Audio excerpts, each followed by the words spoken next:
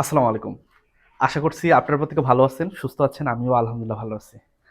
খামারের ব্যবস্থাপনাটা যে কতটা দরকার প্রোডাকশনের জন্য, সেটা হোক ফ্যাটেনিং কিংবা হোক দুধের ক্ষেত্রে, সেটা আমি এই খামারে যদি আপনাদেরকে দেখাই তাহলে কিন্তু আপনারা বুঝতে পারবেন।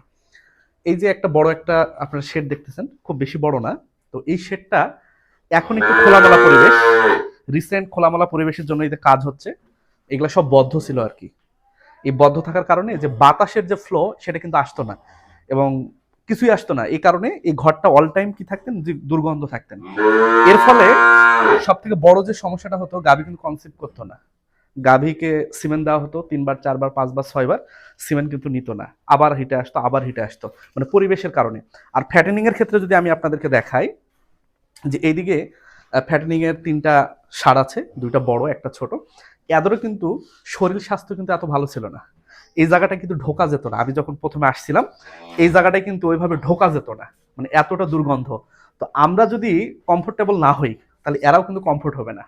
তো যদি এরা কমফোর্ট না হয়, কমফোর্ট যদি না হয়, সেক্ষেত্রে কিন্তু প্রোডাকশন কিন্তু আসবে না, সেটা হোক ফ্যাটেনিং কিংবা হোক ডেইরি।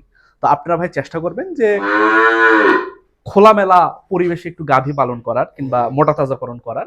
এতে করে যে পরিমাণ আউটপুট পাওয়ার কথা, তার থেকে অনেক বেশি পাবেন। খামারের ব্যবস্থাপনাটা সবার প্রথমে দরকার। তো এটার জলজান্ত যদি উদাহরণ বলি, তাহলে কিন্তু আমার ক্ষেত্রে এটা। বর্তমানে এই খামারের প্রায় 5টা গাভী আছে। 5টা গাভী কনসেপ্ট করছে, এবং ফ্যাটেনিং এর দেখেন অবস্থা।